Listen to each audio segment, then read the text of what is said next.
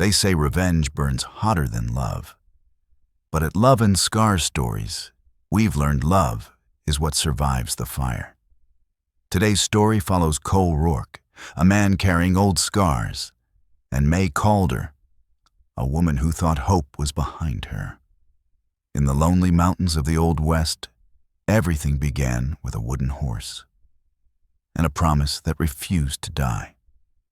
Before we kick off this adventure, don't forget to hit like on the video and let us know in the comments where you're watching from. Some people spend their whole lives hoping someone will keep a single promise. May Calder stopped believing in promises the day they lowered her husband into the red, hard earth behind Copper Creek's lone church.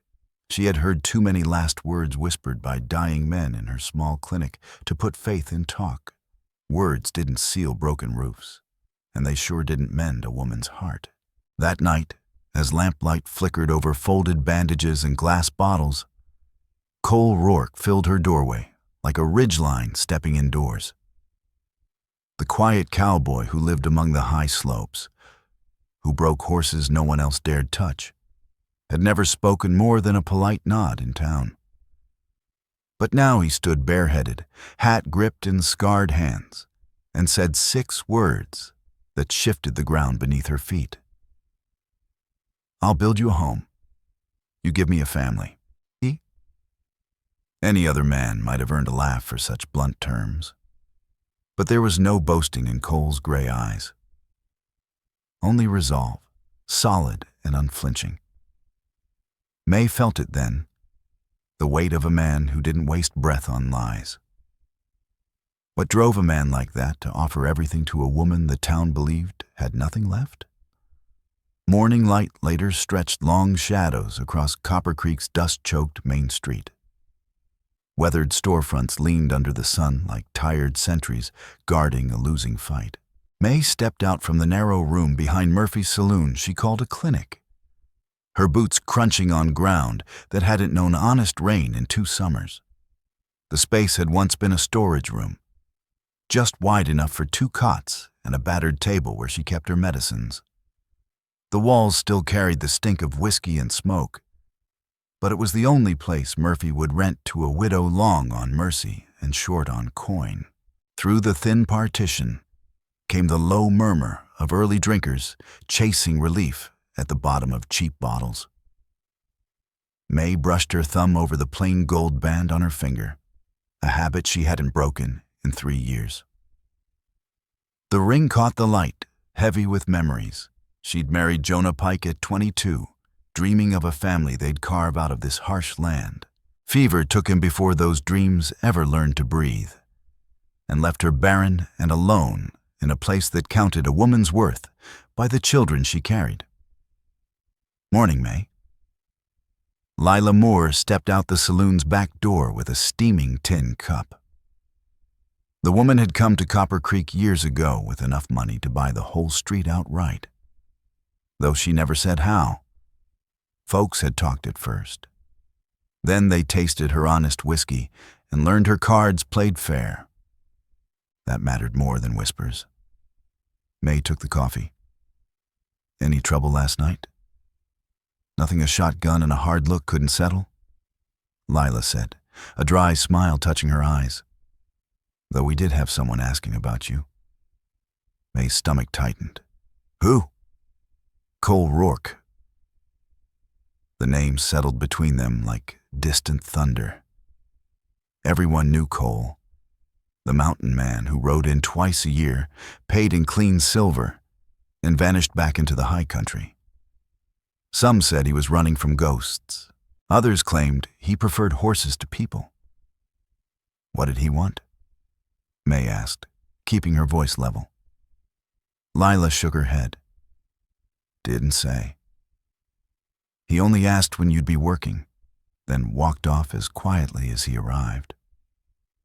Lila Moore studied May Calder's face with the sharp focus of a woman who learned to survive by reading people before they spoke. "That man's carrying something heavy, and if my instincts aren't lying, it's tied to you."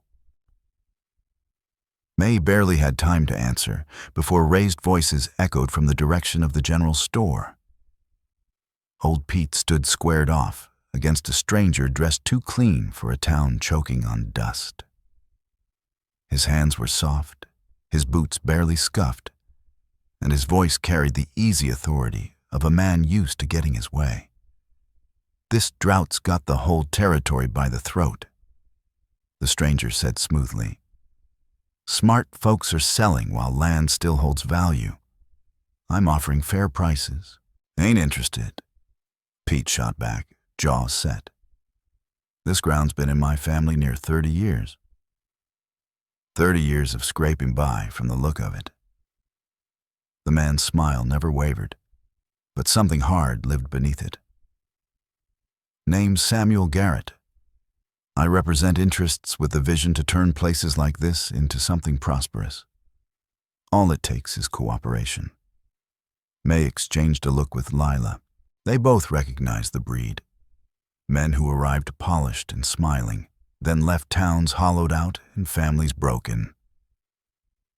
"Best steer clear of that one," Lila muttered. "Money like his always comes knotted tight." The morning settled into its familiar rhythm. May cleaned an infected cut on a ranch hand, helped deliver Martha Wilson's 4th child, and set young Billy Morse's arm after he'd tried, and failed, to ride like Cole Rourke. Payment came in many forms. Fresh eggs from the Hale place, preserves from Edna Hale, and a rare silver dollar from the banker's wife who could afford such things. By noon, the heat pressed down hard enough to empty the street.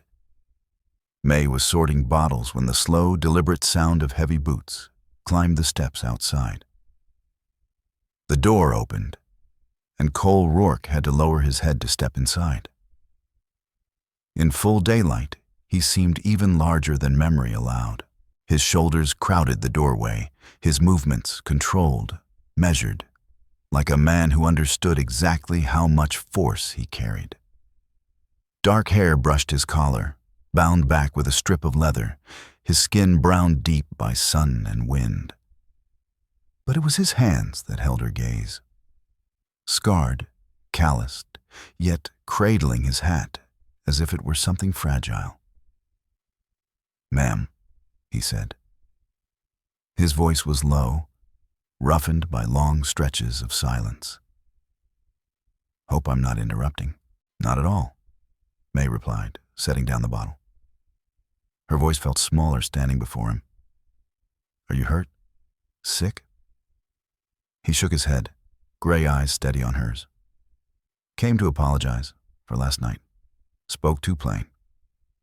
"You spoke honestly," she said, and she meant it. In a world thick with false promises, that counted for something. Something flickered across his expression, uncertain, thoughtful. "Been thinking on what you said, about having nothing left to give. It's the truth." The words came out sharper than she intended. "I can't have children, Mr. Rourke. Fever took that from me." "Family isn't only blood," he said quietly. He reached into his shirt pocket and placed something small into his open palm, holding it there between them. It was a wooden horse, no larger than her thumb, carved with a precision that stole her breath. The mane curved as if shaped by wind itself, and the small, dark eyes carried a quiet spark that felt almost alive. "I made it while I was thinking on what you said." May Calder stared at the tiny figure, immediately recognizing the patience and skill behind something so delicate. "It's beautiful. My father taught me woodwork when I was barely tall enough to reach the table," Cole Rourke said. "He used to say a man's hands ought to create something, not just wear themselves down on labor." His thumb moved slowly along the horse's mane, a touch so careful it bordered on reverence. "I've been carving these for years up in the high country. Dozens of them, maybe hundreds. I'd put them away, telling myself someday I'd have a child to give them to." The quiet ache in his voice tightened May's chest. "I'm 38. she said softly. I've spent most of my life on my own. I made my peace with that. He nodded, but his gaze never left her. Then I watched this town struggle. Watched you work yourself hollow, helping folks who can barely thank you, let alone pay. And I started wondering if family isn't something we're born into, but something we choose. He closed his fingers around the small horse. Maybe it's two people standing side by side when everything else keeps falling apart. May felt her eyes sting, though she didn't fully understand why. His words reached places she'd learned not to touch, the quiet spaces where hope used to live. You don't really know me, she whispered. I'm not the woman you think I am. I know you sit up through the night with the sick and the dying, he said gently. I know you take nothing but gratitude and keep going anyway. I know your hands are steady and your heart's stronger than this town deserves. You've kept people believing when any sensible soul would have left. His voice softened further. And I know you wear that wedding ring like armor. Her hand moved instinctively, covering the gold band. She saw him notice. I'm not asking you to forget Jonah Pike, Cole said. A woman who loves that deep is worth waiting for. I'm only asking you to consider that maybe neither of us was meant to live alone. Outside, a dust devil rolled down the main street, lifting scraps of paper and brittle leaves into the air. May watched it through the window, thinking of all the promises she'd seen scattered just like that. Where would you build this home? She asked, before she could stop herself. There's land up on Widow's Peak, he replied. 5 miles north. Clean water, timber enough to build solid, high enough to catch what little breeze this country offers. I've had my eye on it for years. His eyes held hers. Just been waiting on the right reason to start. The wooden horse felt warm in his palm as he held it out to her. This is yours, whatever you decide. Proof that someone believes you've still got plenty to give. May hesitated, then reached for it. Their fingers brushed. She felt the calluses shaped by honest work, the strength held carefully in check. The little horse was smooth as riverstone, polished by hours of patient carving. Thank you, she said quietly. Cole nodded, settling his hat back onto his head. I'll start on that house in the morning, Mrs. Calder. Not because I expect anything.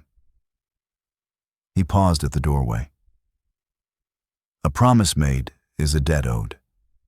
You're welcome to come see the work if you're inclined. See what kind of home a man builds when he finally has something worth building for. After he left, May remained alone in the small clinic, turning the wooden horse slowly in her hands.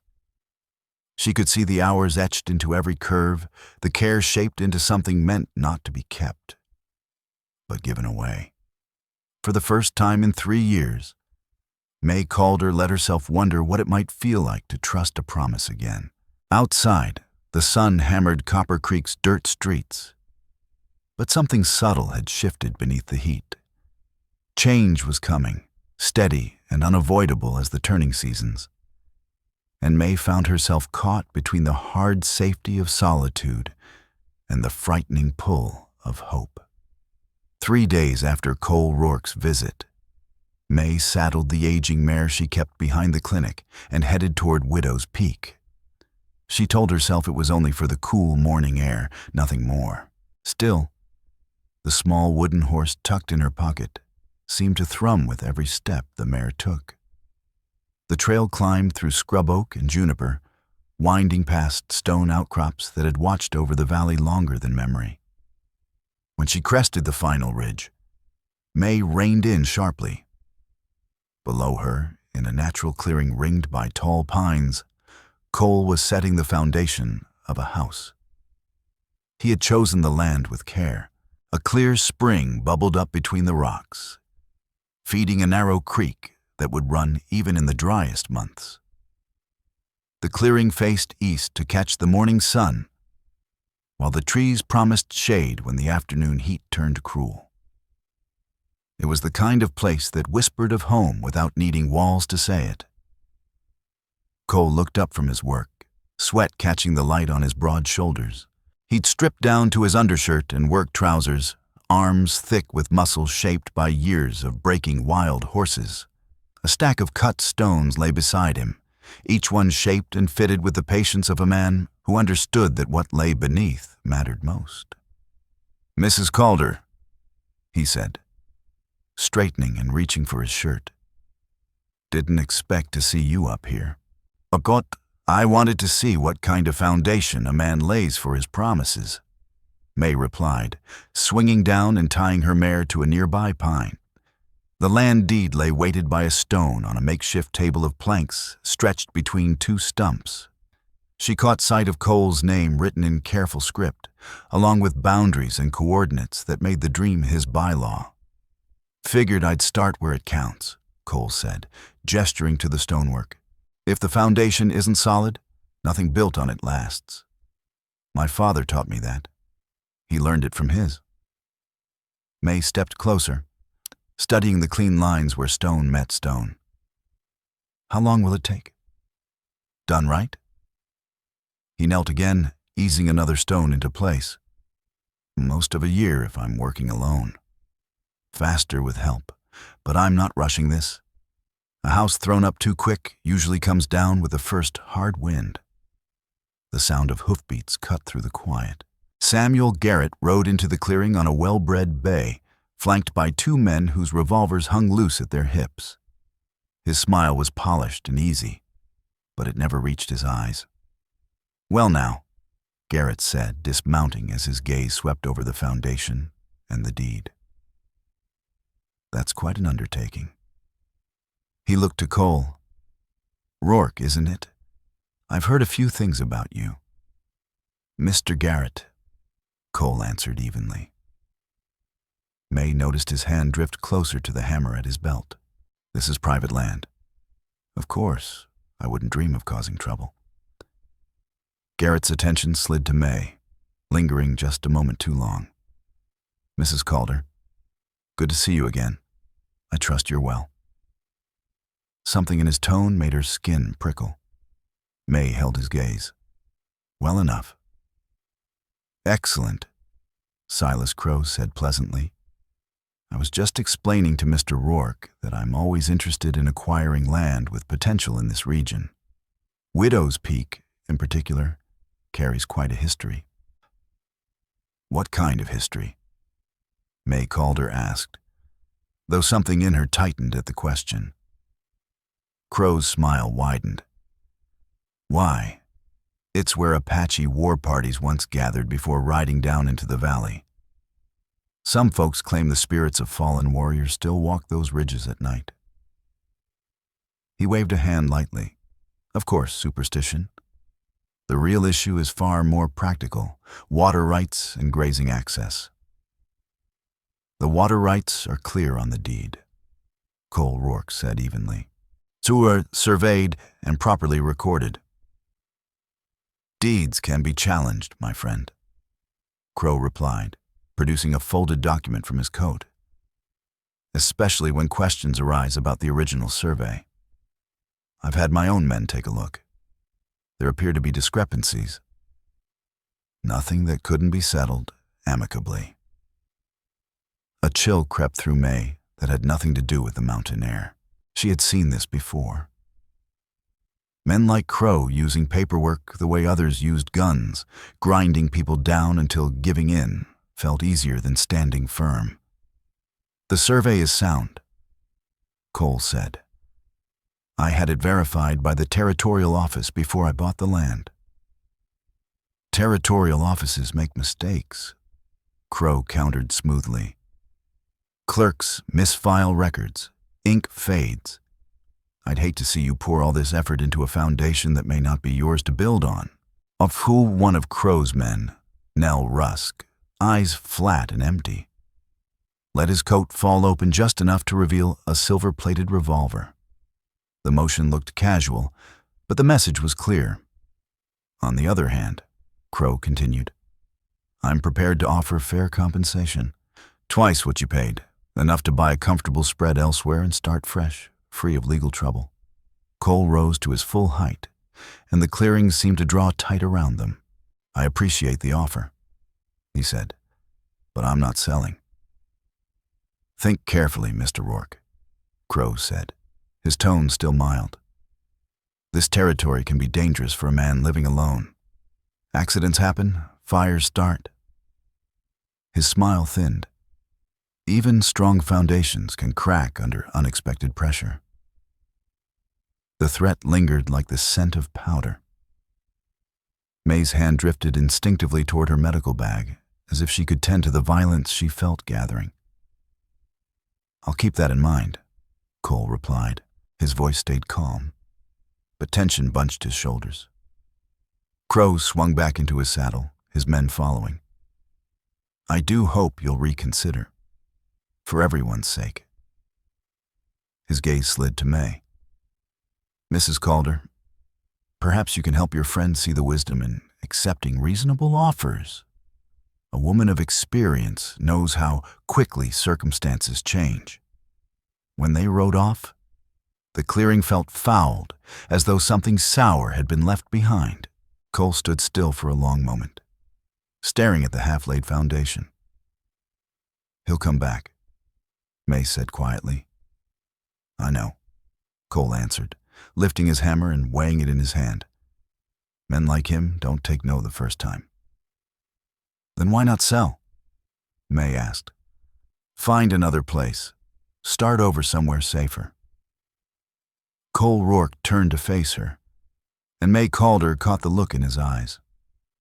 It wasn't the hard edge she expected from Silas Crow's threats, but something older and deeper, an ache worn smooth by time.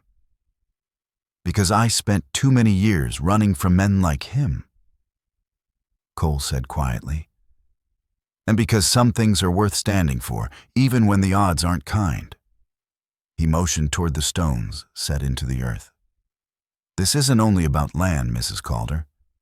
It's about proving that decent people can still plant their feet and refuse to be pushed. May glanced at the deed, held in place against the mountain breeze. Such a small thing, paper and ink, yet it carried hope and danger in equal measure. He talked about war parties, Apache raids. That was 20 years back, Cole replied. The Apache have been peaceful for a long time now, settled south on the reservation. Crows just stirring up old ghosts to frighten folks. He knelt again and set his hands to the work. And if there are spirits up here, they've likely seen enough blood. Might be they'd rather hear the sound of a family being built than another fight. The sun climbed higher, and May realized she was lingering longer than she'd meant to. She watched Cole work, the way he eased each stone into place, the patience he gave to every line and angle. This wasn't the frantic labor of a man chasing proof. It was the steady craft of someone building with the future in mind. When she finally swung back into the saddle, Cole rose and tipped the brim of his hat. Thank you for coming, he said. It matters more than you might think, having someone see the beginning. Riding down the narrow trail, May carried the image of those foundation stones, solid, true, meant to endure. But she also carried the memory of Silas Crow's cold smile and the certainty of trouble waiting ahead. The small wooden horse in her pocket felt heavier now, weighted with the understanding that accepting Cole's gift meant accepting the danger that followed it. Some promises, she was learning, demanded more courage to keep than others. The weeks that followed settled into a rhythm as steady as the sound of Cole's hammer echoing down from Widow's Peak. Each morning, May moved through the clinic, tending to the town's needs, her worn leather medical bag slung at her side as faithfully as a shadow. Each evening, Her gaze drifted north toward the mountain, wondering how many stones had been set, how many dreams raised with them. The bag had been Jonah Pike's wedding gift. Good leather, aged to a deep brown, its compartments filled with bottles and instruments, herbs and bandages. She had carried it through the fever that took him, through border skirmishes when wounded men crowded every room, through nights thick with birth, death, and healing.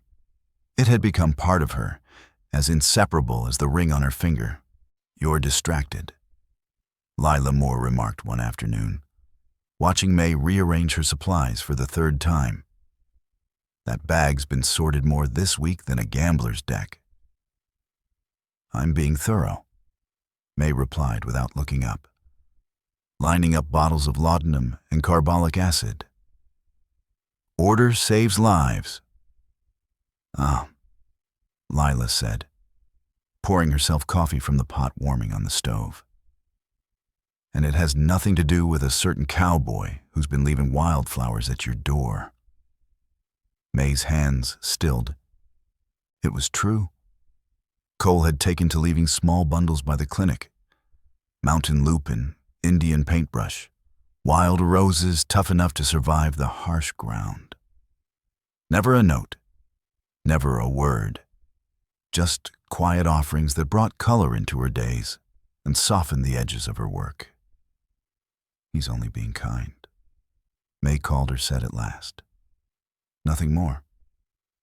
Lila Moore gave her a knowing look. "Honey, I've watched men longer than I care to admit. That isn't kindness. That's courting. The slow kind. The kind that means he's serious." Before May could answer, a stir rippled through the street outside. She turned toward the window and saw a small crowd forming near the general store. One of Silas Crow's gunmen, Nell Rusk, lean as a fence rail, was hammering a paper to the post out front. "What's he doing?" Lila asked. May leaned closer. The notice was printed on official stock. Even from a distance, words like survey dispute and territorial court stood out sharp as nails. "He's making it official," May whispered. "Crow's challenging Cole Rourke's deed." They hurried outside, joining the knot of townspeople gathered beneath the notice.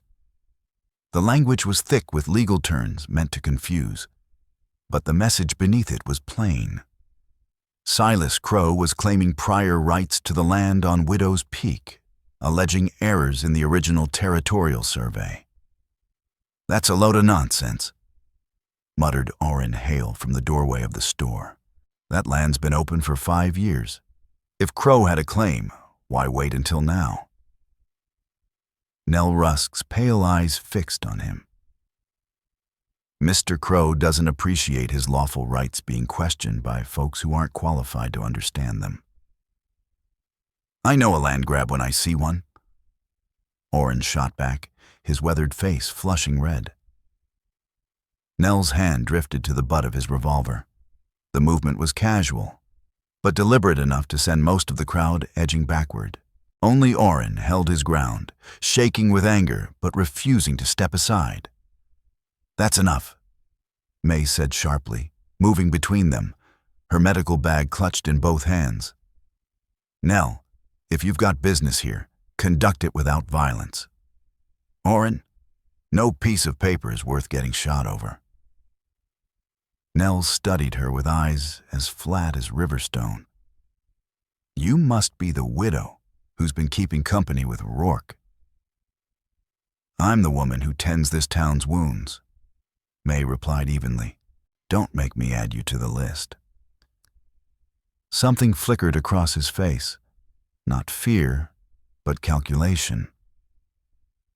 "Best be careful who you associate with, ma'am. Some company isn't healthy in these parts." After Nell rode off, the crowd dispersed with the restless unease of people who could smell trouble but couldn't stop it. May stayed behind, reading the notice again. The wording was meant to tangle the mind, but the timeline was clear. Crow was demanding a new survey, claiming the territorial records were flawed and asking the court to suspend Cole's deed until the matter was resolved. "How long does something like this take?" Lila asked quietly over her shoulder. "Months? Longer?" "Long enough," May said, folding the paper. "Crow doesn't need to win. He just needs to keep Cole tied up until the fight costs too much." "What will you tell him?" May lifted her gaze toward Widow's Peak. A thin ribbon of smoke marked Cole's cooking fire. "The truth," she said. "And then we'll see what kind of man he is when the pressure's on." The ride up the mountain felt longer than usual, the folded notice weighing heavy in her saddlebag. When she reached the clearing, she found Cole working on the frame of what would become the house's main room. The walls were rising, solid timber joined with care, each cut and notch speaking of skill passed down through generations. For a man working alone, the progress was remarkable. "Mrs. Calder?" Cole Rourke said, setting his saw aside and wiping the sweat from his brow. "Didn't expect you today." "We need to talk." May swung down from her saddle and drew out the folded notice. Silas Crow made his move. Cole read the paper without a word, his jaw tightening as his eyes moved line by line. When he finished, he folded it with care and handed it back. "Figured it would come to this," he said quietly. "That's all." "That's it?" May couldn't keep the edge from her voice. "He's trying to take your land through legal tricks, and you're just going to accept it?" "I'm going to fight it." Cole replied, "I'm just not pretending it changes what matters." He gestured toward the half-built house. "This foundation is sound. The walls are straight and true. Whatever Crow does with lawyers and paperwork doesn't change the fact this place is meant to be a home. And if you lose, then I'll have spent a year building something honest instead of sitting idle, worrying about shadows." His gray eyes met hers. "I've learned you can't shape your life around other men's threats. Sometimes you do what's right and trust the rest to sort itself out."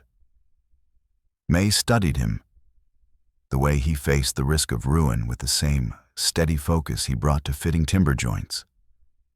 Most men would be raging or shaking. "Oh, I'm both," Cole said, reading her thoughts.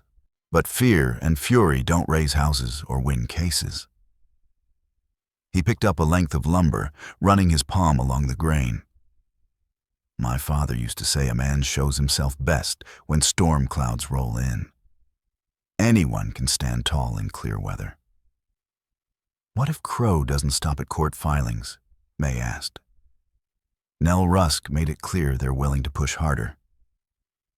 "Then we'll answer that when it comes," Cole said.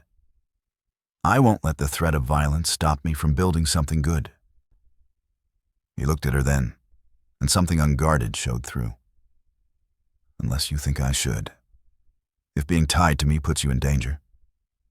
"I didn't say that." "You didn't have to," he replied softly. "It's written plain on your face." Cole set the board down and faced her fully. "I meant what I said about building you a home, Mrs. Calder. But I won't bind you to anything that could bring you harm. If you want to step back, protect yourself, stop." The word came out sharper than she intended. May drew a breath, trying to gather thoughts scattered like leaves in a dust devil. "I'm not afraid of Silas Crow or his hired guns. I've survived worse than him." "Then what is it?" She looked around at the structure rising between them, the careful workmanship that spoke of hope and permanence. "I'm afraid of believing this is real," she said. "I'm afraid of wanting something this much again." The truth of it startled her. She'd come to talk strategy and safety, not bare her heart to a quiet man who shaped dreams from wood and stone. "Wanting is dangerous," Cole said. "It makes you vulnerable, but it also makes you alive." He stepped closer, close enough that she caught the clean scent of pine sap and honest sweat. "I've been hollow a long time, Mrs. Calder, working with my hands, keeping to myself, telling myself that was enough. Then I saw you in that clinic," Cole Rourke went on, his voice low, steady, "working yourself raw for people who couldn't afford to pay you right. And I remembered what it felt like to want something worth standing up for." The word struck May Calder with a force that felt almost physical. So open, so unguarded that she had to turn her face away. "Jonah Pike used to talk like that," she said after a moment. "About fighting for what mattered." She hesitated, then asked quietly, "What happened to him, if you don't mind my asking?" "Fever," she answered herself, the memory already close to the surface. The kind that burns through a person in 3 days and leaves nothing behind but quiet. Her hand drifted to her medical bag, as if the familiar weight could steady her. "I tried everything, herbs, poultices, prayers. None of it was enough. The fever took him," she continued, voice tight. "And what it left behind took any chance I had of giving him children." "I'm sorry," Cole said. "Are you?" she asked, meeting his eyes. "Even knowing I can't bear children, knowing that's the kind of family you're talking about?" "I told you before," Cole replied, gentle but certain. "Family isn't only blood. A home isn't defined by children alone, whatever form they take." The mountain wind stirred the pines around them, carrying the scent of wood smoke and wild roses. May found herself imagining the place finished. Windows glowing against the dusk, a small garden beside the creek, laughter drifting on the evening air. It was a dangerous vision, made more dangerous by how fiercely she wanted it to be real. That evening, as storm clouds gathered over the peaks, Cole told her about his father's hammer. They sat on the porch he'd just framed, sharing coffee while distant lightning lit the horizon. "My grandfather brought this hammer west after the war," Cole said, turning the worn tool in his hands. "Carried it through 3 territories before settling in Colorado. Built his first cabin with it. Built another when the first one burned down. My father inherited it at 16. I got it when I turned 21. The hammer was old, even by frontier measure. The head dark with age, the handle polished smooth by 3 generations of Rourkes. Every scratch and dent told a story. Barns raised, cradles shaped, coffins nailed shut. 4 generations of promises," May murmured, tracing the smooth wood. "That's a heavy inheritance." "Heavy," Cole agreed, "but honest." He set the hammer beside him. "My grandfather built a ranch that kept 2 families fed for 40 years. My father built a name for fair dealing that opened doors across 3 territories." He looked at her. "And I'm hoping to build a life that proves promises can still be kept." Thunder rolled overhead. Cole glanced toward the darkening sky. "Storm's coming. You should head back before it breaks." But the first heavy drops were already striking the dust, and within minutes the mountain disappeared beneath a hard downpour, turning the trail slick and dangerous. May took shelter inside the half-built house, watching rain slip through the open seams. "I can sleep in the lean-to," Cole said, his tone carefully even. "Keep things proper." "We're both adults, Mr. Rourke," May replied. "I think we can share a roof without stirring scandal." She set her medical bag in a dry corner and looked around at the bare frame that would one day hold rooms and memories. "Besides, I'd like to see how solid this foundation really is when the weather puts it to the test." They spent the evening by lamplight. Cole tending small carpentry tasks, May sorting her medical supplies, while rain drummed against the unfinished walls and the house proved, stone by stone, that it was built to endure. The steady drum of rain against the half-finished roof wrapped the space in a closeness that made words come easier than they ever had. "Why nursing?" Cole Rourke asked, watching May Calder move through her bottles with practiced ease. "My mother was a midwife back in Missouri," May said, holding a vial up to the lamplight. "She started teaching me when I was 12. Said healing was women's work and I'd better learn it right." She set the bottle down. "After I married Jonah Pike and we came west, someone was always hurt or sick. The territorial doctor was 3 days' ride away, so folks started coming to me." "You were young to carry that kind of weight." 18 when I delivered my first baby," she replied. 20 when I set my first broken bone. By the time border fever swept through, I was the closest thing this part of the territory had to a doctor." Her voice softened. "Didn't do much good when my own husband needed healing." Cole's hand stilled on the board he'd been sanding. "You can't save everyone. That's a burden no one's meant to carry alone." "Doesn't stop me from trying," May said, corking the bottle and reaching for the next.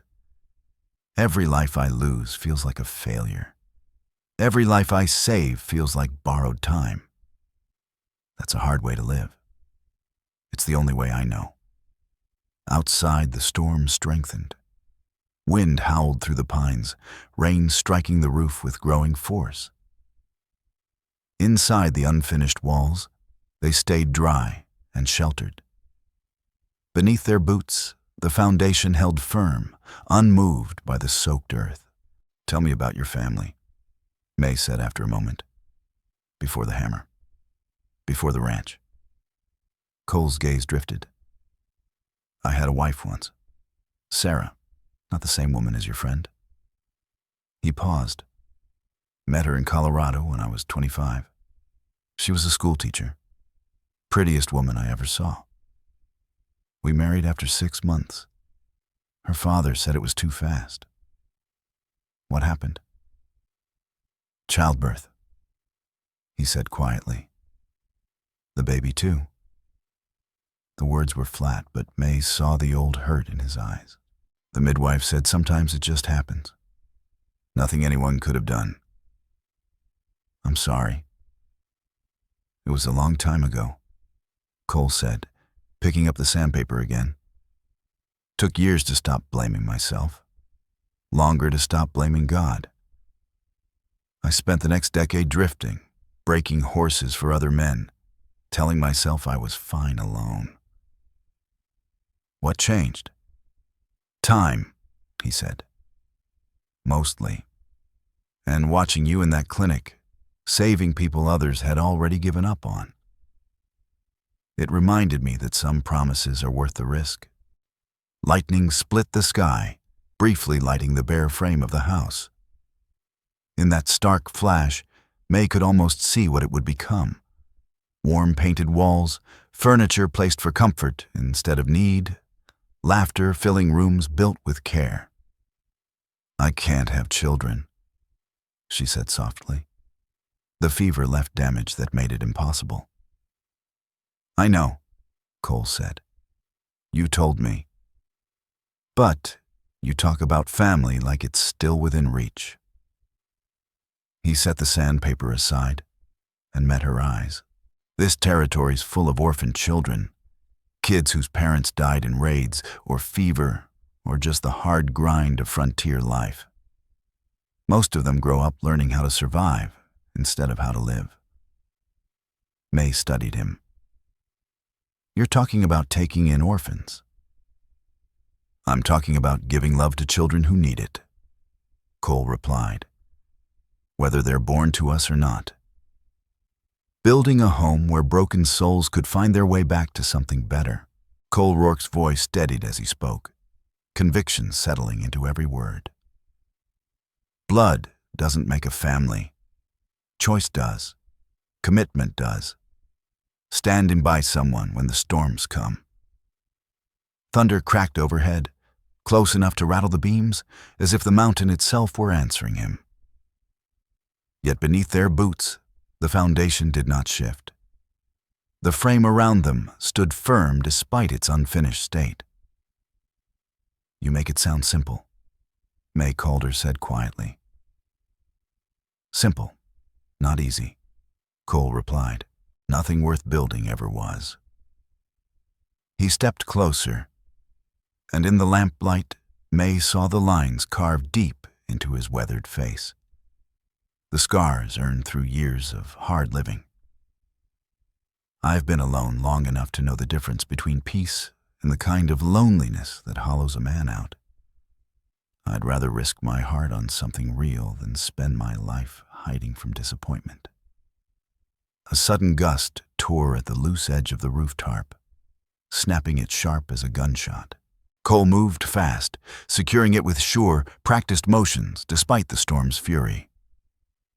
Watching him, May felt something loosen inside her, the careful walls she'd built around her heart shifting at last. "The foundation is solid," she said when he returned to the lamplight. "Built to last. My grandfather taught my father, and my father taught me. You start with stone," Cole said. "Stone endures. Everything else can be rebuilt if it has to be. But the foundation has to be right from the start." "And if Silas Crow wins?" May asked. "If he takes the land through legal tricks?" Cole's jaw tightened, but his voice stayed calm. "Then I'll tear this place down board by board and rebuild it somewhere else. Land matters, but not as much as what you build on it. That's a lot of work to do twice. Worth doing as many times as it takes." He lifted his father's hammer, turning it slowly in his hands. "This tool's built and rebuilt more structures than I can count. Fires, floods, time itself. But my family kept building, kept making promises they meant to keep. Even when it felt hopeless." "Especially then," Cole said. "Hope isn't about circumstances, May. It's about deciding tomorrow can be better than today and doing the work to make it so." The storm raged until near dawn, then softened into a steady drizzle. When May finally drifted off, wrapped in Cole's coat while he kept watch by the fading fire, she dreamed of finished rooms and children's laughter, of a life built on foundations strong enough to withstand any storm. She woke to the smell of coffee and bacon, and the steady ring of Cole's hammer as he repaired storm damage. Through the open framing, she watched him work in the pale morning light. Methodical, patient, unshaken by setbacks. The hammer caught the sunrise, gleaming like a promise forged in steel and wood, and the quiet resolve of a man who knew some things were worth building twice. 2 months after the storm, the kitchen table was finished. Cole had carved it from a single oak he'd felled and seasoned himself, working on it during long evenings after the day's labor was done. The surface was smooth as glass, the grain flowing like trapped water beneath lamplight. Along the edges, he'd carved wild roses and mountain laurel in careful detail. May arrived that morning to find the table set in place, laid with 2 simple plates and cups Cole had traded for in town, waiting, steady, and real. A small bouquet of real wild roses rested in a mason jar at the center of the table, their scent blending with the sharp, clean smell of fresh pine from the nearly finished walls.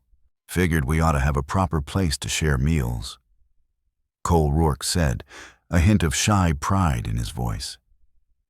"A table's the heart of a home. That's where families gather, where the important talk happens." The house had risen around them like a promise shaped from timber and stone. The walls stood solid now, windows framing the valley below and the distant peaks beyond. The roof held tight against the weather, and Cole had laid a real floor, wide planks that felt firm and steady beneath their boots. It was still rough in spots, missing the final touches that would make it complete. But it already felt like a home. "When will you move in?" May Calder asked, easing into one of the 2 chairs Cole had built to match the table. "Soon. Maybe next week if the weather holds."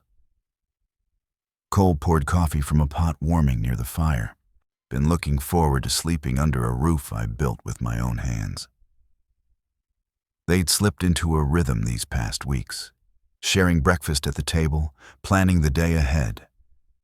May helped where she could, taking on small tasks that didn't require carpenter's skill. Both of them moved carefully around the growing closeness between them, aware of it, careful not to name it.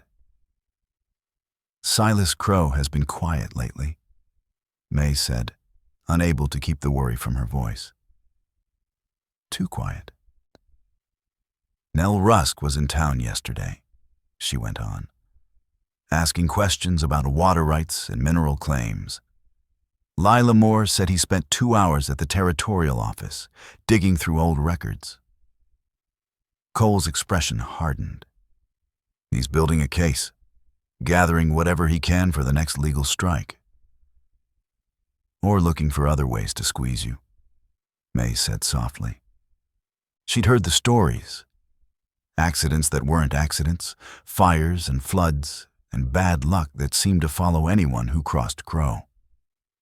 "Let him look," Cole said. "Every record he finds will prove what I already know. This land is mine, bought fair, paid in full, according to territorial law." But the certainty in his words didn't quite reach his eyes, and May saw the strain months of uncertainty had carved into him. "Maybe you should hire a lawyer," she said. "Someone who knows territorial law better than we do." "With what money?" Cole spread his hands, taking in the solid walls and careful workmanship around them. "Everything I had went into buying this land and building this place. I'm a carpenter and a horsebreaker, May. I don't have the kind of resources it takes to fight a man like Crow in court." The truth of it settled over them like a heavy blanket. Crow had money, influence, and the patience to grind opposition down. They had only their belief that right should count for something, a belief that felt more fragile with each passing day. "Then we fight him another way," May said quietly. Cole looked at her. "How?" "By refusing to be intimidated. By building the life we want in spite of him. By proving that decent people can still stand their ground." She echoed his own words back to him, watching them take hold. A slow smile spread across Cole's weathered face. "You're starting to sound like someone who believes in this place." May met his gaze. "I'm starting to believe in a lot of things I thought I'd left behind." The admission startled her with its blunt honesty. May Calder had been resisting her growing attachment to the house and to the man who had built it, board by board. Yet sitting there in the soft morning light, she felt her defenses thinning, splinter by splinter. "There are things like the chance that some promises really can be kept," she said quietly. "That a man might actually finish what he says he'll build." Her fingers followed the carved roses along the table's edge. "And the idea that I might be brave enough to accept what you're offering." Cole Rourke froze, his coffee cup halfway to his mouth. "Are you saying—" "I'm saying I'd like to try," May said, "if you're still willing to risk building a family with a barren widow who brings more trouble than solutions." "Mrs. Voss, May." Her name caught in his throat, as if saying it made everything suddenly real. "I've been hoping to hear that for months." "Then maybe it's time we stop pretending this is only about a house." Before Cole could answer, The stillness of the morning shattered with the sound of riders. Dust rose along the trail. Too much for one horse, too early for friendly visitors. "Stay inside," Cole said, reaching for the rifle propped against the wall. But May was already grabbing her medical bag. From long experience, fast riders usually meant blood. She followed Cole onto the porch, shielding her eyes from the sun. As the riders drew closer, she recognized Wade Mercer. Even from a distance, she could see the dark stain on his shirt and the way he sagged in the saddle. "What happened?" Cole called. "Crow's men," Wade rasped, nearly falling as he dismounted. "Came to the store this morning. Claimed I owed back taxes. When I showed receipts, they said the territorial office made errors. Said I'd pay again or lose the property." May was already checking the gash on his forehead. "This needs stitches. How did this happen?" "Told them to go to hell," Wade said grimly. Nell Rusk didn't care for my tone. Used his gun butt to correct me. "Same thing hit Edna Hale," another rider added, "and the family that runs the laundry. Suddenly half the town's taxes are in dispute." Cole's expression hardened like set stone. Silas Crow is widening the net, using paperwork the way other men use bullets. "It's working," Wade muttered as May cleaned the wound. "Folks are scared. Talking about selling out instead of fighting. They can't afford lawyers, and they know what happens if they resist." As May stitched, she listened while the men talked. Crow was being careful, systematic, starting with widows, elders, families whose land titles weren't ironclad. Every surrender made him stronger. Every fear weakened the rest. "We have to organize," Cole said. "Pool what we have. Hire legal help. Fight as one instead of alone." "With what money?" Wade snapped. "Most of us are barely hanging on." "Crow knows that," Cole replied. "That's why he's pushing now. Then we fight without lawyers." Cole went on. "Territorial law is clear about property rights. If we document everything." "You're talking about standing up to a man who's got the governor in his pocket," one of the riders cut in. The words hung heavy in the air, like the first crack of thunder before a storm. Silas Crow didn't just have money. He had connections, leverage, the kind of reach that could bend the law until it snapped. The talk around the kitchen table dragged on as May Calder finished cleaning Wade Mercer's wound, but she could hear defeat creeping into the pauses between words. Good people, ground down by forces they couldn't control, staring at an enemy whose resources dwarfed their own. When the men finally left, the house fell into a thick, uneasy quiet. The promise of the morning had been broken open by hard truth. Crow wasn't only threatening one man's land or one woman's future, he was dismantling the whole community piece by piece. "Maybe I should sell," Cole Rourke said at last. "Take his offer. Use the money to start over somewhere else.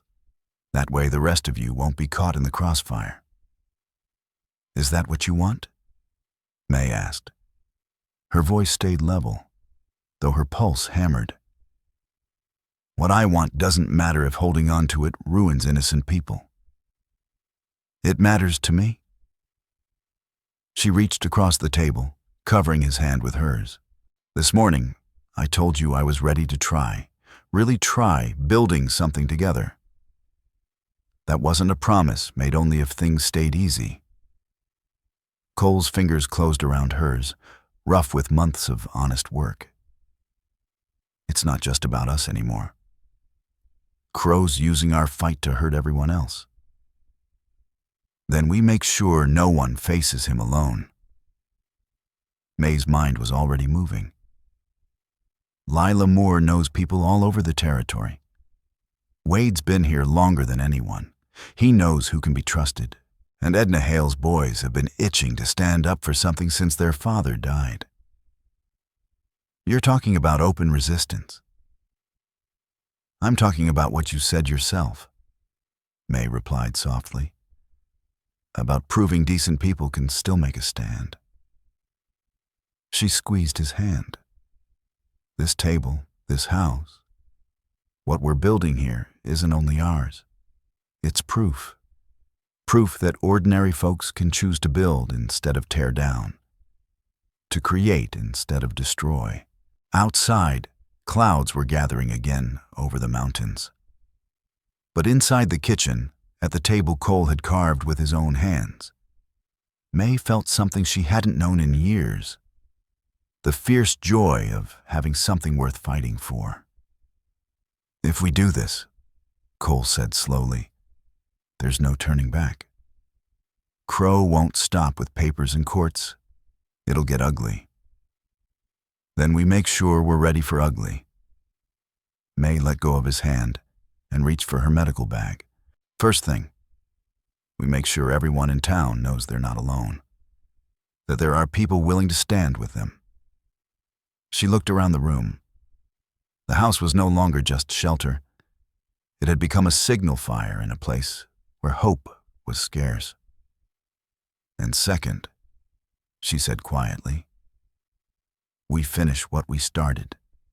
We build the life we promised each other.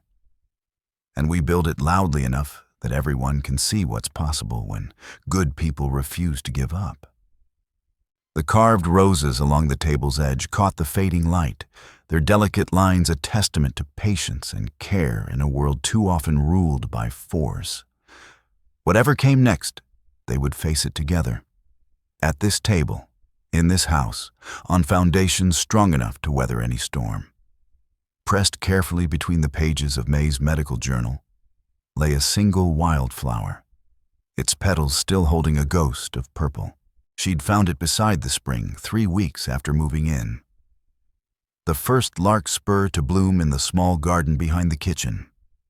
Now, as autumn painted the mountains gold and crimson, that one flower had multiplied into bright patches of color, softening the harsh land around the home they were fighting to protect. It's strange what can grow when you finally give it room, May Calder murmured, closing the journal and setting it on the kitchen table. Outside, she could hear Cole Rourke splitting firewood for the coming winter. The steady thock of his axe carrying through the crisp air, a sound that had become the heartbeat of their days. The house felt finished now in ways that had nothing to do with boards or nails. Her medical supplies occupied one corner of the main room, arranged on shelves Cole had built to her exact instructions. His tools hung in careful order along the workshop wall, each cleaned and cared for like heirlooms meant to outlast their owner. What had once been 2 separate lives had blended without effort, finding balance in rooms shaped for partnership. Mrs. Rourke, she said softly, testing the weight of the name. They had been married by Ezra Flint in a plain ceremony attended by half the town, with Lila Moore standing at her side and Wade Mercer walking her down the aisle in place of the father she had buried years before. The wedding had been more than a union of 2 people. It had been a quiet declaration that hope still had a place here. The sound of approaching horses broke her thoughts.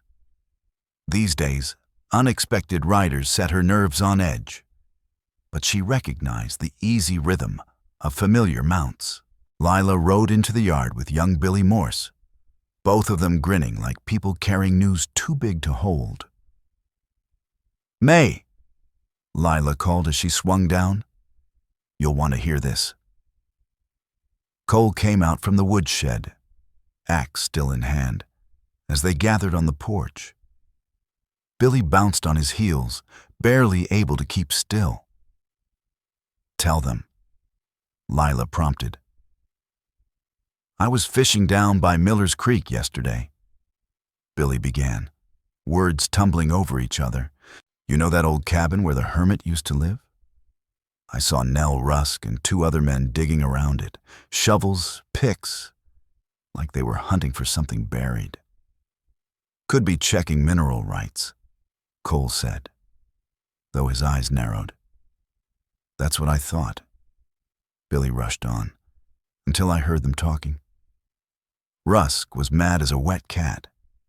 Said Silas Crow was sure there was silver in that hillside, but all they found was worthless rock. Something clicked in May's mind. Silver claims, she said quietly. That's what this has really been about. Lila frowned. What do you mean? Think about it, May said, the pieces locking together. Why would Crow suddenly want every scrap of land around Copper Creek? It isn't the land itself. It's what might be under it.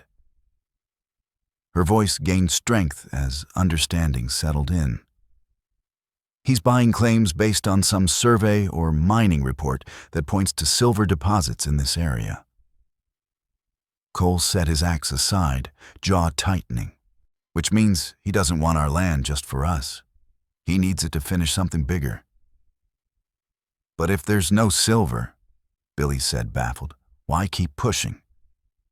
Because he's already too deep to turn back, Lila answered grimly. Men like Crow don't admit mistakes. They double down. They stood there, turning Billy's discovery over from every angle. May found herself watching her husband's profile, the months of strain having carved new lines around his eyes. Whatever Crow was planning, it was larger and more dangerous than any of them had first believed. Yet she could also see a strength taking root inside herself, one she was still learning to trust. What are you thinking? Cole Rourke asked, catching the way she studied him. May rested her hand on the journal where the pressed larkspur lay hidden. I'm thinking about that flower, she said softly. How it managed to grow in ground so hard it shouldn't have supported anything alive. She lifted her eyes to his. And I'm thinking maybe we've been going about this the wrong way. Instead of just guarding what we have, maybe we should be planting something for what comes next. Cole turned fully toward her. What kind of planting? The kind that turns into community, May said, her voice gaining strength as the idea formed.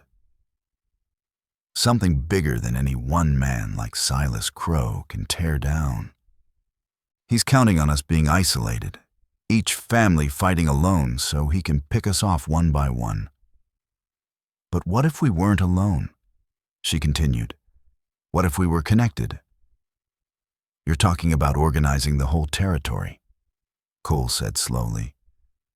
I'm talking about building something worth protecting, May replied.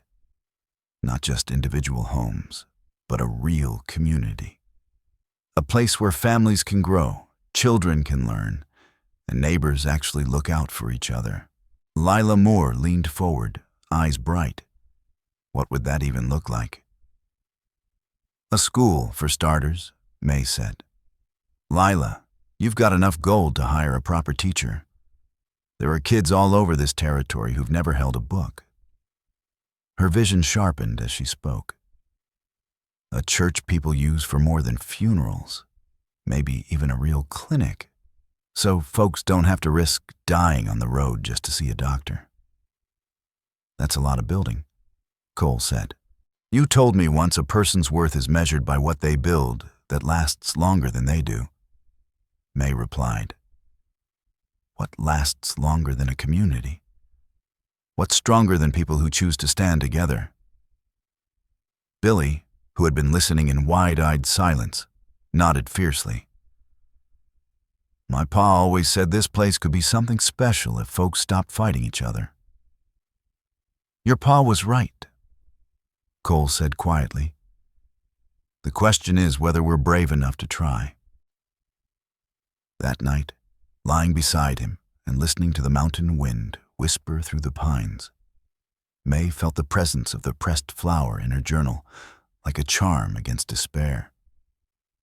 Such a small thing, a single bloom in hostile ground. Yet it proved life could flourish where it had no right to. "Cole," she murmured, "when you said you'd build me a home, did you know it would turn into all this?" His arm tightened around her. "I knew it would be an adventure. Didn't know it would turn into a revolution." "Do you regret it?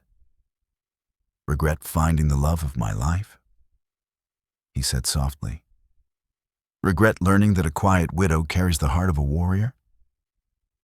A low chuckle rumbled in his chest.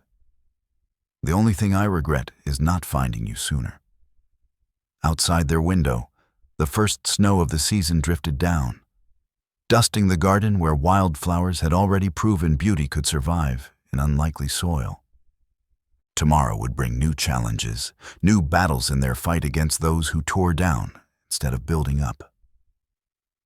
But tonight, in a house shaped by his hands and filled with her dreams, they had each other, and the beginning of something larger than themselves, something worth defending. Later, as May hung Cole's coat by the fire to dry after his return from town, a faded photograph slipped from the pocket. The image was cracked and yellowed with age. But two young men stood clear beside a mining camp, arms slung over each other's shoulders like brothers. One was unmistakably Cole, years younger, his face still unscarred by time. The other was Silas Crow. May stared at it, heart tightening. "What is this?" she asked quietly when Cole came back inside. The color drained from Cole Rourke's face the instant he saw what she was holding. For a long heartbeat, he stood frozen in the doorway, gray eyes darkening with a pain so old and deep, it made May Calder's chest tighten. "Where did you find that?" he asked. "It fell from your coat," May said. Her voice stayed steady, though her thoughts were racing. "Cole, who is the man standing beside you?" He closed the door with care, set his hat on its peg as if every movement required intention, then sat heavily at the kitchen table. The photograph lay between them like a silent accusation. "That's Silas Crow," he said at last. "Taken about 16 years ago. Colorado, a silver mine." May felt the words land like a blow. "You knew him before all of this?" "I knew him," Cole replied quietly. "We were partners. Business partners, I thought. Friends." The room seemed to tilt as everything rearranged itself around that truth. "Partners in what?" May asked. "The mine," he said. "Up near Leadville. We struck a rich vein of silver, worked it for 2 years, made more money than either of us had ever imagined." His hands tightened on the edge of the table. "I was married then. To my Sarah. We had a small house near the mine, and she was carrying our first child." May's breath caught. "What happened?" "Crow got greedy," Cole said, his voice hardening. "Started cutting corners, ignoring safety, pushing the men deeper even when the timbers were failing. I tried to stop him, told him we were already making more than enough to do things right. He swallowed. He said I'd gone soft, said my wife had made me weak." May could feel where the story was heading, and her heart began to race. "The mine collapsed," Cole said. "Part of it. The section where the Chinese workers were sent down. Crow said they were expendable, that their lives cost less than proper supports." His hands trembled now. "I argued. I begged him not to send them down that shaft. He overruled me." "How many?" May whispered. 12 men, he said, crushed under tons of rock because profit mattered more than lives. He looked down at the table, as if he couldn't bear to meet her eyes. Sarah was there that day. bringing food to the workers the way she always did. She believed everyone deserved decency, no matter the color of their skin. Tears gathered, uncontained. The collapse triggered a cave-in the main shaft. Sarah and 3 other women were trapped. May felt the horrors settle over her like a weight. You couldn't save them. By the time we reached them, his voice broke. Sarah was still alive when we found her. Barely. She lived long enough to... He stopped, breath shuddering. She died in my arms, along with our unborn child. May crossed the space between them and laid her hand over his. I'm so sorry. Crow didn't even come to the funeral, Cole said hollowly. He sold his share of the mine, vanished with the money while I was still burying my wife. He picked up the photograph, staring at the younger man he barely recognized anymore. He left me with debts I couldn't pay, and a ruined name just for being associated with him. Pieces slid into place in May's mind, sharp, painful pieces that changed everything. That's why you came here, she said softly. You followed him. I spent 10 years tracking him, Cole said, learning how he operates, his schemes, his weaknesses. He's been doing this all along, using courts and fear to strip land from people who can't fight back. His gaze lifted, cold and resolved. And now he's here. The man who ruined my life built his fortune by ruining others, Cole Rourke said quietly. And yes, I chose this land to draw him out. The mineral survey hinted at silver running through this whole area. May's breath caught. So you settled here on purpose. I knew if I built something permanent, put down roots, it would pull Silas Crow's attention sooner or later. Cole's eyes were shadowed, hollow with old ghosts. I've been preparing for this for 10 years, May. Everything I've done since coming to Copper Creek has led to this. The words struck her one after another, each heavier than the last. Their meeting, his proposal, the house, their marriage. All of it suddenly rearranged itself into something cold and calculated. Everything? She whispered. Even me? No. The answer came fast, almost panicked. You were never part of the plan. She let out a sharp, humorless breath. So I was just convenient? Good bait? That's not fair, isn't it? May's voice tasted bitter. From his point of view, a lone man building a cabin is one thing.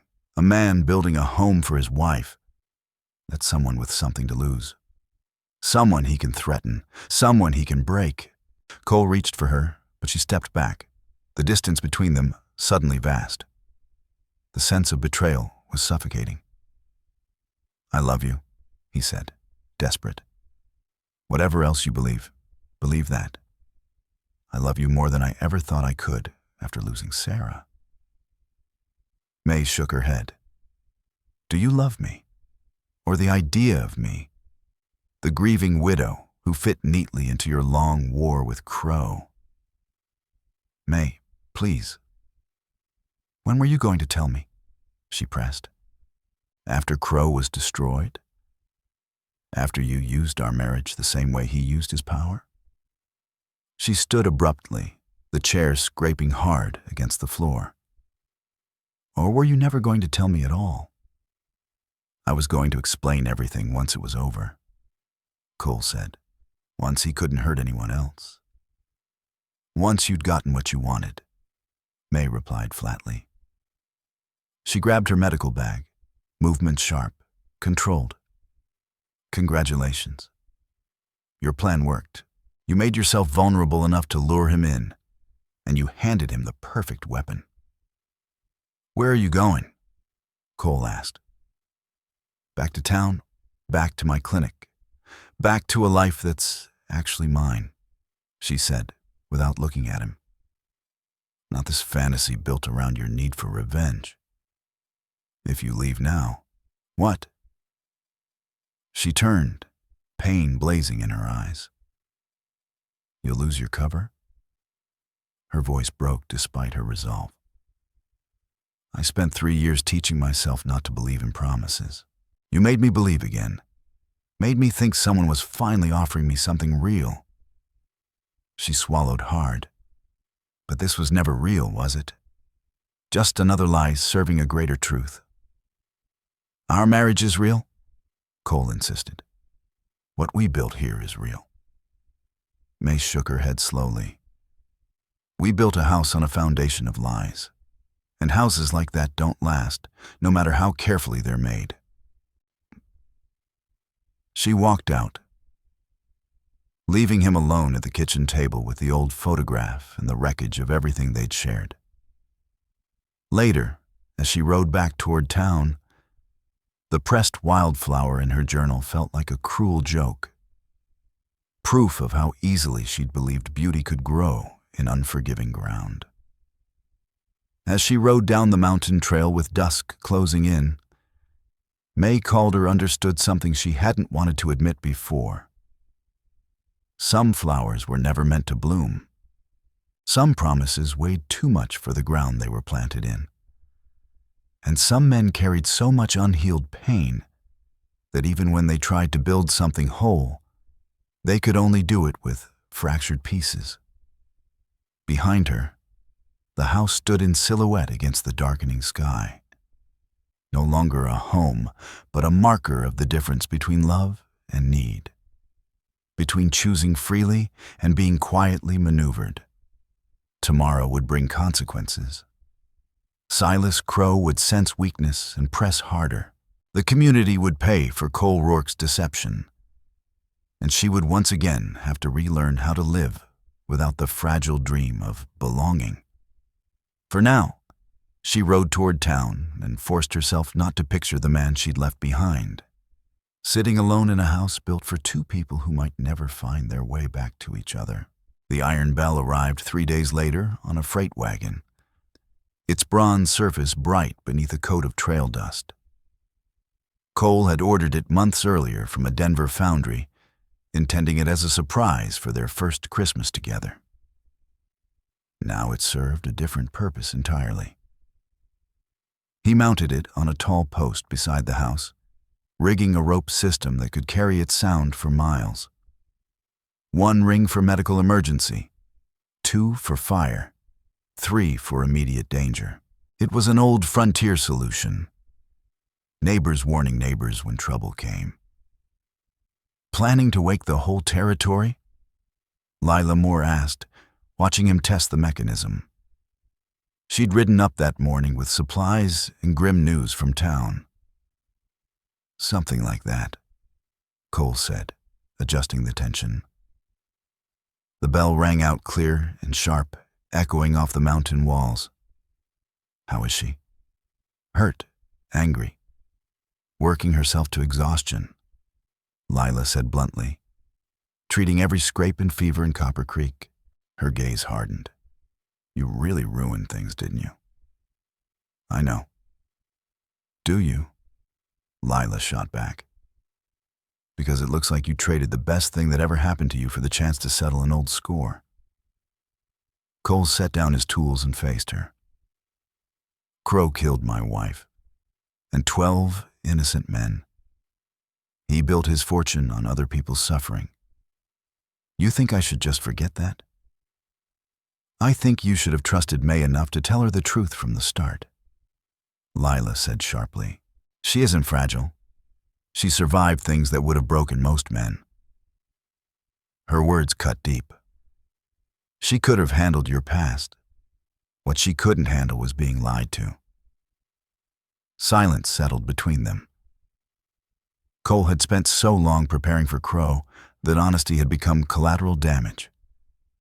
Even his love for May had twisted into the larger deception.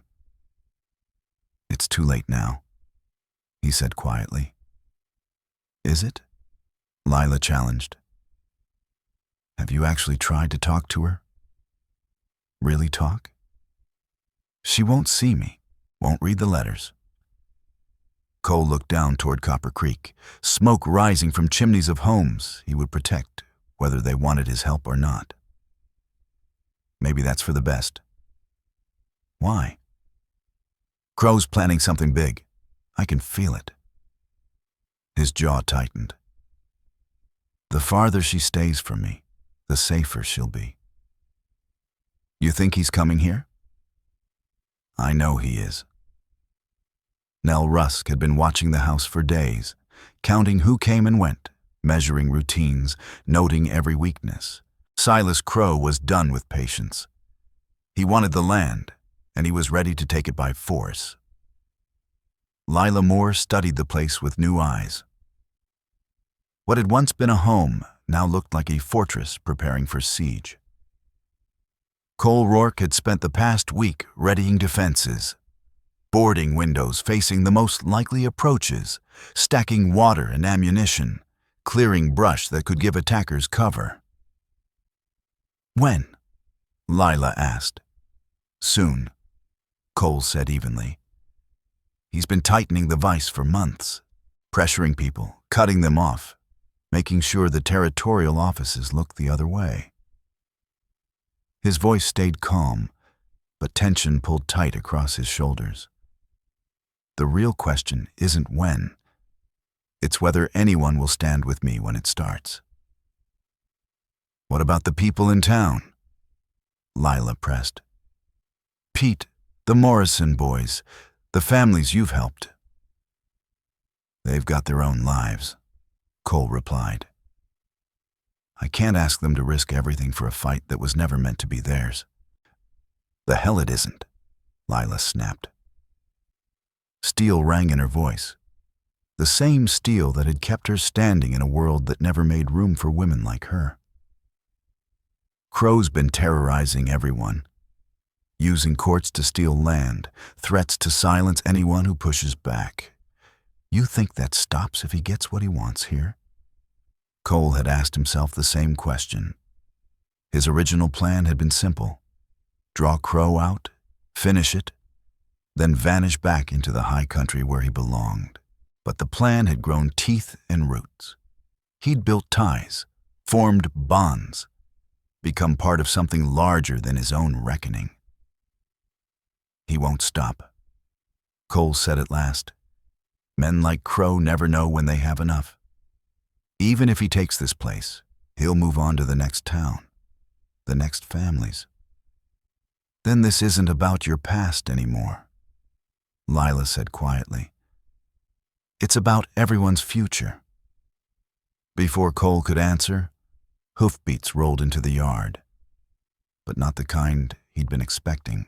Pete rode in with the Morrison boys and half a dozen other men from town, all armed, all set-faced. Heard you might be expecting trouble, Pete said, dismounting. Figured you could use some company. This isn't your fight, Cole started. Like hell it isn't, Pete cut in. Crow's men burned out the Chen family last night. Called it an accident. Nobody's buying it. His weathered face was carved with resolve. We're done getting picked off one by one. Time to stand. One by one, the others nodded. They weren't soldiers. They were farmers and shopkeepers, fathers and sons, men who decided some things were worth the risk. They'd brought what weapons they could, along with the hard resolve born of being pushed too far. What's the plan? Asked Tom Morrison, the eldest. Cole looked around at the faces, neighbors he'd tried to protect by keeping his distance, who'd chosen to stand anyway. Crow will come at night, he said. 12 men or more. He'll try to burn us out and call it an accident. Pete checked his rifle with the easy competence of a man who'd lived through the Apache Wars. Then we'll be ready. He glanced at the walls. This place built to take a siege? Built to last, Cole said. The stone foundation, the thick walls, the overlapping firing angles, and the bell that could summon help from 20 miles out if needed. Cole laid it out like a ledger of survival. "What about May Calder?" Lila Moore asked quietly. "When Silas Crow doesn't find her here, he'll go looking for her in town." The worry had been gnawing at Cole for days. Crow had never hesitated to hurt the innocent to get what he wanted, and May's work at the clinic left her exposed. "She'll be safe there," he said, though the words lacked conviction. "Crow won't risk attacking someone the whole town depends on." "Won't he?" Lila pressed. "This is the man who buried 12 miners alive to save money on timber. You really think he draws a line at hurting women?" Before anyone could answer, Billy Morse came tearing up the trail on his horse, fear bright on his face. He slid from the saddle, breathless. "They took her!" he gasped. "Crow's men dragged Mrs. May right out of the clinic. Tucker said to tell you, if you want her back alive, meet them at the old mining camp by Miller's Creek. Sunset. Come alone, or she dies." The words struck Cole like hammer blows. Every fear he'd carried, every precaution he'd taken, had come to nothing. Crow had found the one lever that shattered strategy and restraint alike. "It's a trap," Pete said, stating the obvious. "Of course it is," Cole replied, already reaching for his rifle, his mind measuring distance and time. "But I can't leave her with him." "You go alone. You're both dead," Tom Morrison said flatly. "Crow won't honor any deal." "Then what do you suggest?" Cole snapped. Lila stepped forward, eyes sharp with thought. "Who says you go alone? Billy, how many men did Crow have?" 8, maybe 9, Billy said. "Hard to tell." Pete counted quickly. "We've got 11 here, including Cole." "Then we've got a chance," Lila said. "Crow's expecting Cole to show up desperate and alone. What if we give him something else?" "What do you mean?" "I mean, we let him think he's won, then show him how wrong he is." Her smile cut like steel. "That bell of yours carries a long way, doesn't it?" "Far enough to reach the territorial marshal's office in Silverton," Cole said, hope stirring for the first time since May had walked away. "You're talking about bringing in the law." "I'm talking about bringing in everything," Lila replied. "Every favor owed, every tie we've built, every man and woman in this territory who's sick of bullies like Crow grinding decent folks into dust." She looked around the circle of hardened faces. May was right about building community. Now we find out if what we've built can fight back. As the sun slid toward the western peaks, they set the plan. Reckless, precise, dependent on timing and no small measure of luck. But for the first time in 10 years, Cole wasn't fighting for vengeance alone. The bell stood ready, waiting to throw its voice across the mountains, calling anyone who believed some things were worth defending. Tomorrow would bring either ruin or reckoning. Tonight, they stood together. Far off, storm clouds gathered over Miller's Creek, where an abandoned mining camp waited to host a confrontation that would decide the fate of everyone who called Copper Creek home. The old mining camp at Miller's Creek stood in the fading light like a graveyard of failed hopes.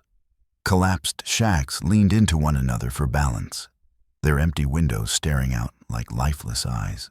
Rusted machinery lay strewn across the ground. Ore carts missing wheels, shattered sluice boxes, and the stripped bones of a stamp mill that would never crush silver again. Cole Rourke came in on foot, his hands open and clearly empty, wearing the look of a man stripped down to one last bargain. He played the part of someone ready to surrender everything for the woman he loved. Out of sight, among rocks and brush, the people who had chosen to stand with him waited, tense and silent. ready for the signal that would end a war years in the making. Silas Crow stepped out from the largest shack, neat and polished even in this wasteland. His silver-topped cane caught the dying sun, and his smile carried the calm pleasure of a man convinced that the game was over. "Where is she?" Cole asked, keeping his voice level while every nerve urged him forward, urged him to tear the place apart until he found May Calder. "Safe enough, for now," Crow replied. "Though I must say she has quite a mouth. My men have learned a whole new frontier vocabulary." His chuckle was genuine, and that made it worse. "She's impressive. I understand why you picked her for your little performance." "This isn't about her," Cole said tightly. "She has nothing to do with us." "Now doesn't she?" Crow said softly, stepping closer. "The grieving man, the lonely land, the careful courting of a woman who needed something to believe in. You've always followed patterns, Cole. You did back in Colorado, too. You broadcast every move before you made it." Behind Crow, Tucker appeared in the doorway, eyes flat and searching the rocks for trouble. Two more gunmen spread out along the shack's sides, weapons loose but ready. They weren't locals. Cole could tell. They were hired professionals, men who killed cleanly and without questions. "I came alone," Cole said. "Just like you demanded. Now let her go." "In time?" Crow said. "First, we settle accounts." He drew out a folded document. "Sign this. Transfer of title. Accidents happen in places like this." "And if I sign," Cole asked, "what makes you think you'll keep your word?" Crow laughed, warm and unbothered. "The same guarantee I gave the Chinese miners in Colorado. The same one I gave your first wife when she begged me to reinforce that shaft." His smile vanished. "None." The blunt honesty struck harder than a lie ever could. Even knowing what Crow was capable of, hearing it spoken so plainly lit something feral in Cole's chest. "You killed her on purpose." "I killed her economically," Crow replied calmly. "There's a difference." He began to circle Cole, slow and deliberate, like a man examining wounded stock. "Timber costs money. Safety slows production. Your wife's compassion was bad for business. Feeding workers, treating them like human beings, letting them believe their lives mattered." Crow stopped inches from Cole's face, his breath sharp in the cooling air. That kind of thinking spreads. It had to be crushed. Back at the house, wrapped carefully in oiled cloth, lay a quilt that had once belonged to Cole's first wife. He'd pulled it from the wreckage of the mine, somehow spared when nearly everything else was lost. For 16 years, it had been a reminder of stolen lives and unpaid debts. Then May Calder had come into his world, and the quilt had become something more, a bridge between who he had been and who he dared to become. Proof that even after ruin, something whole might still survive. He had meant to give it to her on their first Christmas together, wrapped with the story of how love could survive loss and time. Now, standing across from the man who had shattered his first family, Cole Rourke felt the memory of that quilt press against him like a vow he had broken. "Where is she?" he asked again. "Sign the deed first." "Let me see her first." Silas Crow studied him for a beat, then tipped his head toward Tucker. The gunman vanished into the shack and returned moments later, dragging May Calder between himself and another man. Even in the dying light, Cole saw the bruising along her cheek, the stubborn lift of her chin. "Let her go," Cole called. "I'm all right," May answered, her voice carrying across the camp. "Don't give him anything. Whatever he's offering, it's a lie." "Fiery woman," Crow said mildly. Just like your first wife. Same refusal to accept how the world really works. He pulled out a pocket watch, checking it with theatrical care. You have 30 seconds to sign. After that, Tucker shows us what happens to women who forget their place. Tucker's hand slid toward his gun with practiced ease. Cole saw it clearly now. This had never been about land. It was about control. About proving that men like Crow could take whatever they wanted. All right, Cole said, reaching for the document. But I want to say something to her first, in case this ends badly. Crow smiled thinly. How touching. Be quick. Cole raised his voice toward May. The quilt is in the chest by our bed.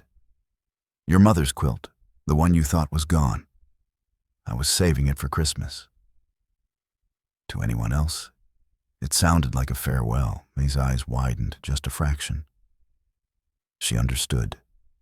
That quilt was the signal, the code they had agreed on, the message that would tell their people where to look and when to move. Thank you, she called back, and her voice carried something that tightened his chest, love and forgiveness. Crow's patience thinned. Enough. Sign the paper. Cole took the pen and bent over the rough table Crow had set up.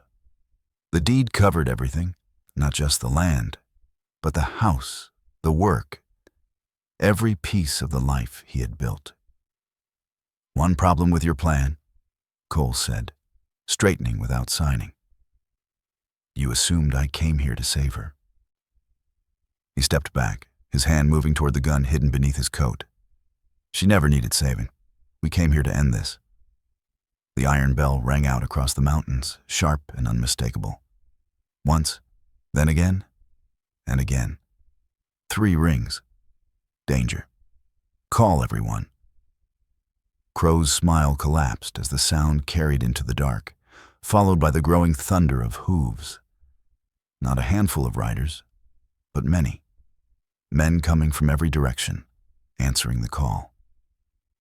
You brought an army, Crow breathed. Cole's eyes stayed on him. I brought a community. People who are done being afraid. Done letting men like you steal their future. Cole Rourke's voice rolled across the mining camp, clear and steady so everyone could hear it. Funny thing is, when decent folks are given something worth defending, they don't run. They stand. Tucker was already half drawing his pistol when the sharp clicks of rifles being cocked echoed from the rocks above.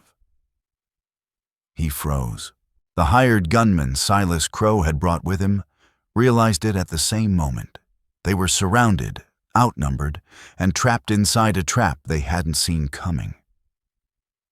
This isn't finished, Crow snarled, his hand flying toward his weapon. Yes, it is, Cole said, moving faster than a man his size had any right to.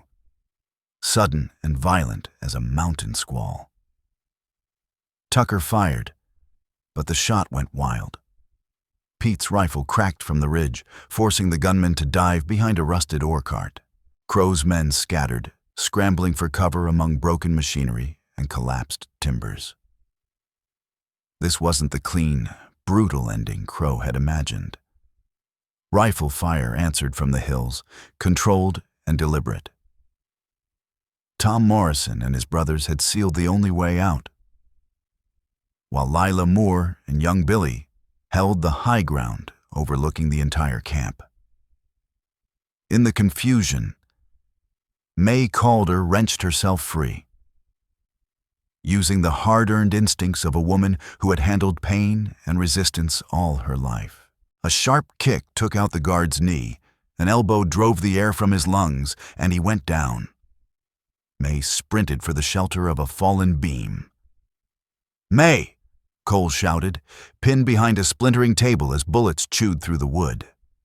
I'm still breathing, she yelled back, flattening herself against the log as shots snapped overhead. End this. Crow had retreated into the main shack, his silver-topped cane abandoned in the dirt. He fired through a shattered window, his face twisted with rage and fear. The look of a man who had always ruled by intimidation and now felt it slipping away.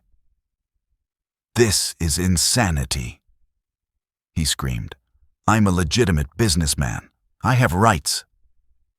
"So did the miners in Colorado," Cole answered, advancing under covering fire. "So did my wife."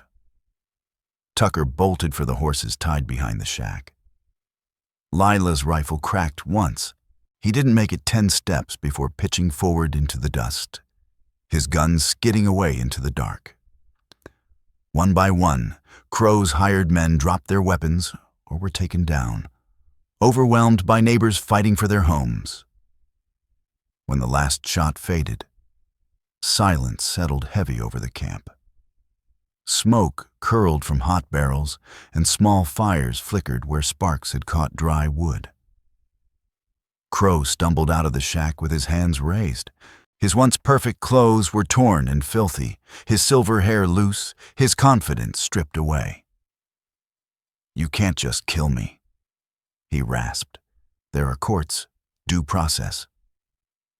"The same due process you gave those miners," Pete said, stepping into the open, rifle steady on Crow's chest.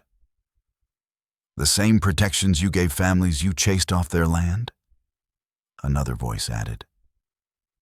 "That was business," Crow spat. "This is murder. This is justice," Tom Morrison said, emerging with his brothers at his side. "Long overdue." As the echoes died and the truth of what they had done settled in, Cole understood what May had meant about building a community. Tonight, it wasn't just one man standing anymore. It was all of them. These weren't just neighbors answering a cry for help.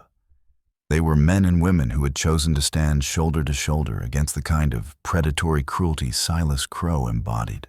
"Marshal Amos Reed," Pete called to the lead rider as the lawmen reined in. "We've got your prisoner ready for transport." The marshal swept the camp with seasoned eyes, noting the scattered weapons, the wounded men, and the settlers standing together with grim resolve. "Someone want to explain what happened here?" Silas Crow kidnapped May Calder and tried to force a property transfer through threats and violence. Lila Moore said evenly, "We answered a distress signal and arrived to find an armed standoff already underway." "That's a very tidy account," Reed replied.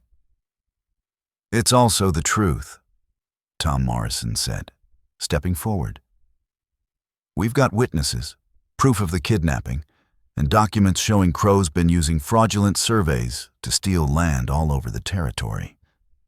As deputies moved in to shackle Crow and collect evidence, Cole Rourke finally reached May.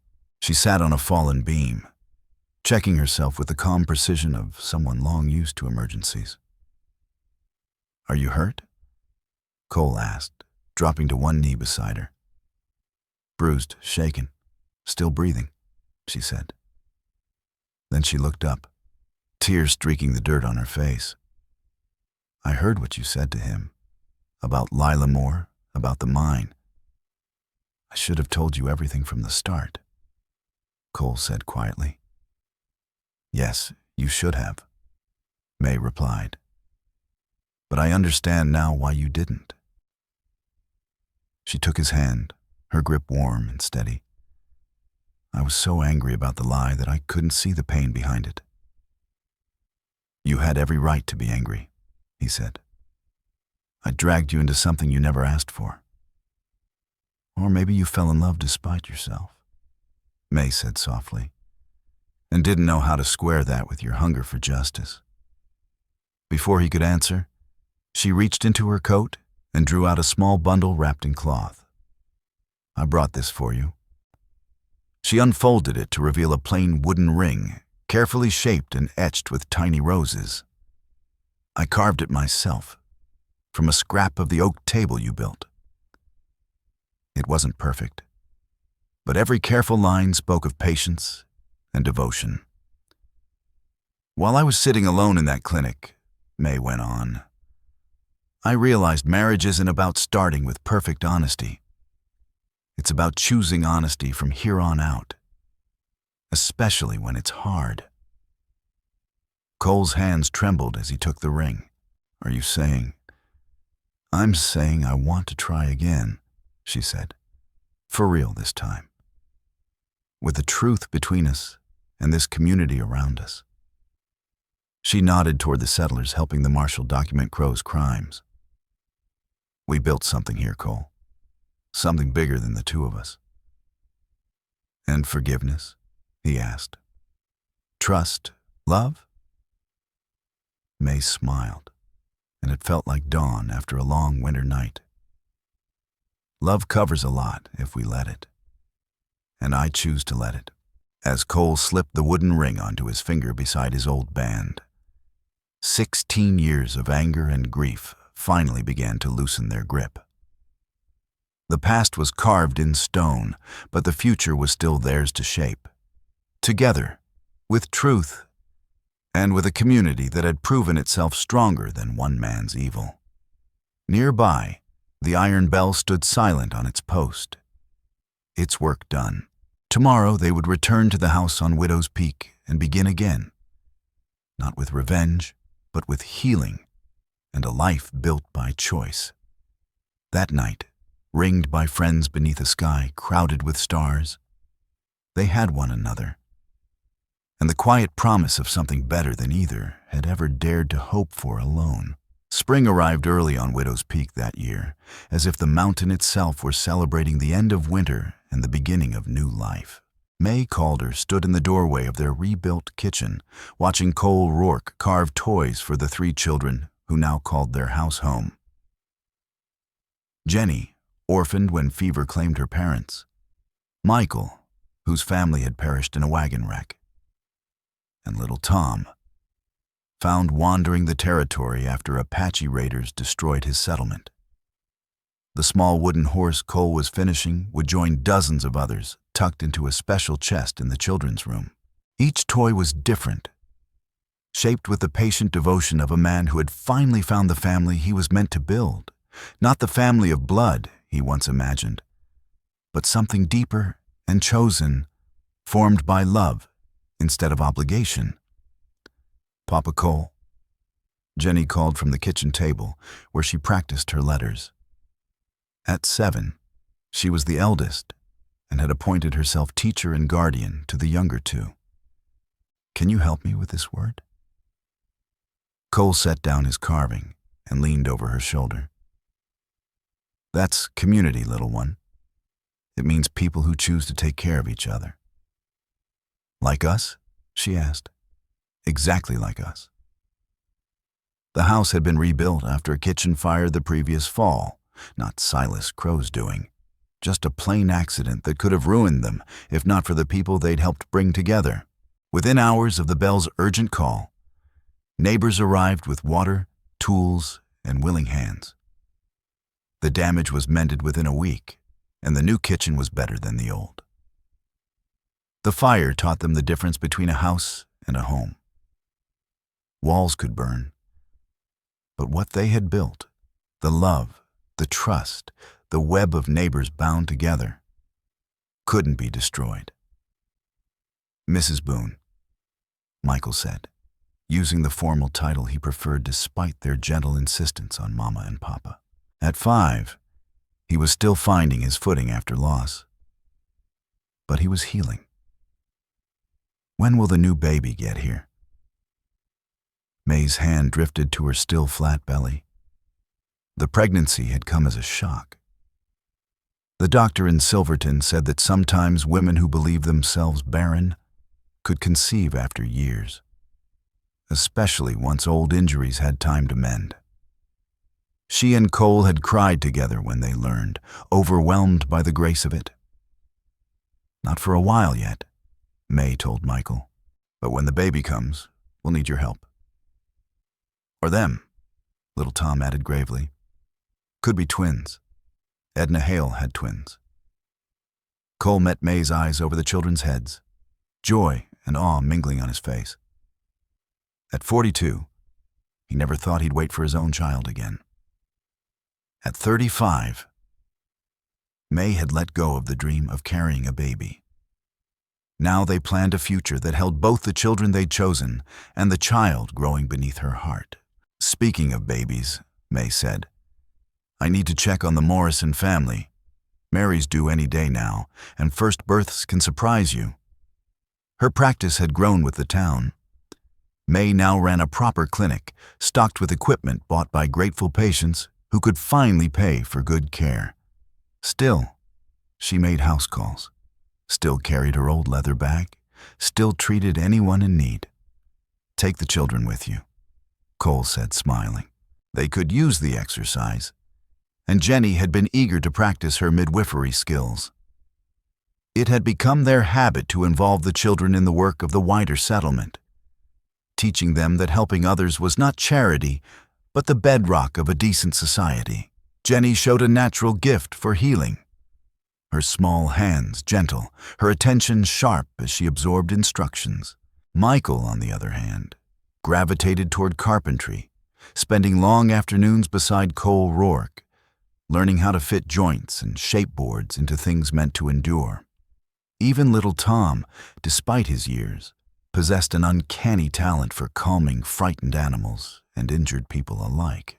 As they readied themselves for the ride into town, May Calder caught her reflection in the mirror Cole had hung by the front door. The woman who looked back at her was not the same one who had once accepted a wooden horse from a quiet, solitary man. Her face was fuller now, softened by contentment and the early glow of pregnancy. Her hands were still steady and capable, but where once they held only resolve, they now carried hope. The gold wedding band still circled her finger, joined now by the wooden ring Cole had carved to match his own. Together, the two rings told the story of her passage, from loss to love, from isolation to belonging, from mere survival to a life fully lived. "Ready, Mama May?" Jenny asked, slinging the small medical satchel Cole had made just for her. May smiled. "Ready?" Their path to town carried them past the small cemetery where Jonah Pike lay beneath a simple stone. May still paused there now and then, not from sorrow, but from gratitude. Her first husband had shown her what love could be. Her second had shown her how love could last. Both truths shaped the woman she had become. "Will you tell us the story?" Michael asked as they rode. "The one about how Papa Cole promised to build you a home." It was the children's favorite tale. The story of two lonely souls who met in the wilderness and built something whole out of broken parts. May never tired of telling it, never tired of watching their faces brighten when she reached the moment of the wooden horse and the promise that changed everything. "It began on a night when rain was falling," she said, her voice settling into the rhythm of a born storyteller. In a small clinic behind a saloon, where a tired woman was wrapping bandages and had stopped believing in promises. As they rode on, the iron bell caught the morning sun, its bronze surface shining like a signal of hope. 3 rings meant danger, but there were others now. 1 for celebration, 2 for gathering, 4 for welcome. It had become the voice of their people, calling them together for work and worship, for sorrow and joy. Behind them, the house on Widow's Peak stood firm against the mountain sky. Windows bright with reflected light. Smoke curling from the chimney where breakfast had been shared and love renewed. It was exactly what Cole Rourke had vowed to build. Not merely walls and a roof, but a home. Not simply a place to live, but a foundation meant to last.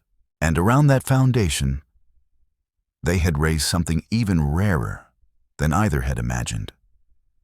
A family chosen by heart, strengthened by hardship, and sustained by a love that changed everything it touched.